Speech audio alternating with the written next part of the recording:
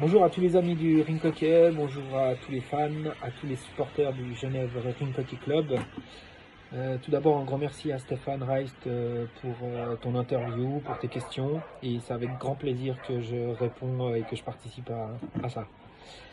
Donc voilà, donc tu m'as posé différentes questions que je vais répondre. La première, c'est comment je vis le confinement. Donc voilà, je pense que c'est un peu comme tout le monde, hein. Il y a des moments un peu plus difficiles que d'autres. Euh, Après, on essaie de passer le temps, on essaie surtout avec les enfants, quoi. C'est vrai que c'est un peu compliqué des fois. Mais voilà, pour ma part, j'essaye de me maintenir en forme. Je fais du sport tous les jours et on attend. Voilà, je crois que de toute façon, il n'y a qu'une chose à faire, c'est être patient et attendre que ça passe. Mais voilà, il faut qu'on soit tous solidaires et puis rester à la maison au maximum pour justement sortir de cette crise le plus vite possible. Ta deuxième question, c'est d'où vient ma passion donc pour le ring hockey. C'est vrai que moi, c'est un sport que j'ai découvert. C'est pas le premier sport que j'ai fait, parce que j'ai commencé par du hockey sur glace, que j'ai commencé à l'âge de 4 ans. Et à l'âge de 5-6 ans, j'ai un copain de hockey qui faisait à côté du ring hockey, justement. Donc c'est un peu lui qui m'a amené dans ce sport en me demandant si je voulais venir une fois un mercredi après-midi faire un peu de rink hockey avec lui. Donc j'y ai été comme ça par curiosité. Les parents m'y ont amené.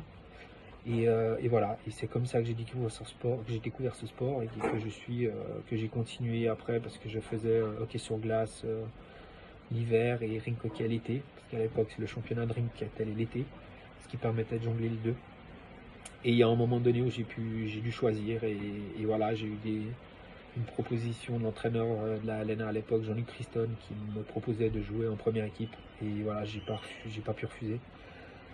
Et c'est comme ça que j'ai continué dans ce sport et avec aucun regret aujourd'hui, avec tout ce que j'ai vécu grâce à ce sport. Mon meilleur souvenir dans le ring, je crois que sans hésiter, bon, il y en a beaucoup, hein. Beaucoup de matchs, beaucoup de souvenirs, beaucoup d'émotions. Mais bon, mon meilleur souvenir restera les championnats du monde à Montreux en 2007, avec cette place en finale, cette place de vice-champion du monde qu'on a eu. D'abord ce quart de finale contre le Portugal où on a gagné donc, en but en or, ce qui nous a permis de nous qualifier pour la demi, déjà quelque chose qui était historique. Et voilà, en l'espace de 48 heures, nous qualifier, nous gagner contre cette demi-finale contre l'Argentine. Pareil en but en or, ou en plus, voilà, c'est moi qui marque le but, donc il y a encore plus d'émotion. Mais voilà, ça restera mon plus grand souvenir, mes plus grandes émotions en tout cas, que j'ai pu partager avec mes coéquipiers. Et c'est vrai qu'on avait on avait une équipe qui était extraordinaire. C'était une famille.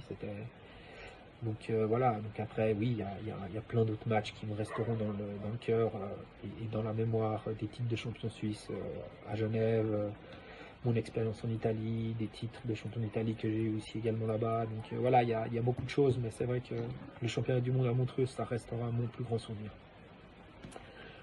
Tu me demandes le club de mes rêves. C'est vrai que bon, aujourd'hui, à mon âge, voilà, je, je, je suis toujours impressionné par ces grands clubs européens, c'est clair. Maintenant, je pense que pour moi, le club le plus impressionnant encore au jour d'aujourd'hui, c'est le Barcelone. Voilà, ça restera pour moi un grand, grand club. Et c'est vrai que ça peut être le rêve de tout joueur d'aller jouer un jour à Barcelone.